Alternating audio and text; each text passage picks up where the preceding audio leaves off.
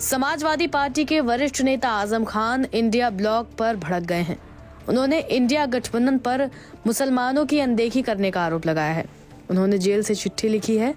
इस चिट्ठी में उन्होंने इंडिया ब्लॉक को अपनी स्थिति स्पष्ट करने को कहा है। उन्होंने कहा कि अगर ऐसा नहीं करते तो मुसलमानों को हालात और भविष्य पर विचार करने के लिए मजबूर होना पड़ेगा।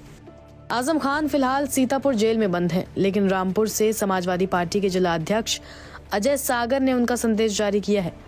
चिट्ठी में आजम खान ने कहा कि समाजवादी पार्टी रामपुर में हुए जुल्म और बर्बादी का मुद्दा संसद में उतनी ही मजबूती से उठाए जितनी मजबूती से संभल का मुद्दा उठाया गया, क्योंकि रामपुर के सफल तजुर्बे के बाद ही संभल पर आक्रमण हुआ। रामपुर की बर्बादी पर इंडिया गठबंधन खामोश तमाशाई बना रहा और मुस्लिम लीडरों को मिटाने पर काम करता रहा। इंडिया ब्लॉक को अपनी स्थिति स्पष्ट करनी होगी, अन्यथा मुसलमानों को हालात और भविष्य पर विचार करने के लिए मजबूर होना पड़ेगा।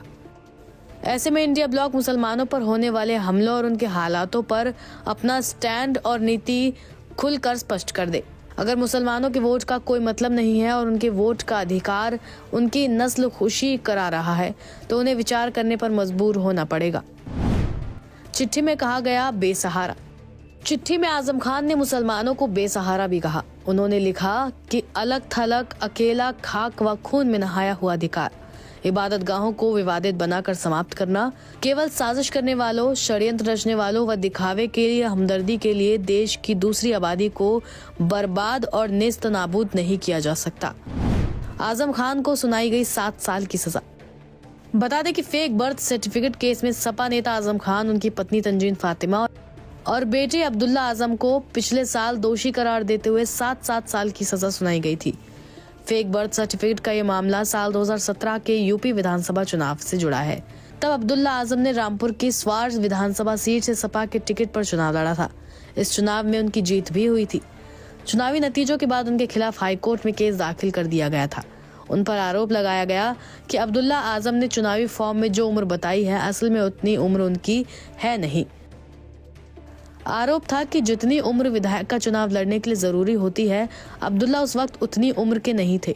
एजुकेशन सर्टिफिकेट्स में अब्दुल्ला की डेट ऑफ बर्थ 1 जनवरी 1993 है, जबकि जन्म प्रमाण पत्र में 30 सितंबर 1990 है। ये मामला हाईकोर्ट पहुंचने के बाद इस पर सुनवाई शुरू हुई थी। अब्दुल्ला आजम की तरफ से पेश किए गए जन्म प्रमाण पत्र को फर्जी पाया गया। इसके बाद स्वार सीट से उनका चुनाव रद्द कर दिया गया था। अब्दुल्ला पर पहले जन्म प्रमाण पत्र के आधार पर पासपोर्ट हासिल करने और विदेश के दौरे करने के साथ ही सरकारी उद्देश्यों के लिए दूसरे प्रमाण पत्र का इस्तेमाल करने का भी आरोप लगाया गया है।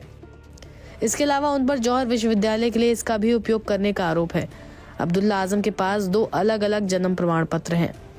एक 28 जून 2012 को रामपुर नगर पालिका ने जारी किया था, जिसमें रामपुर को अब्दुल्ला के जन्म स्थान के तौर पर दिखाया गया।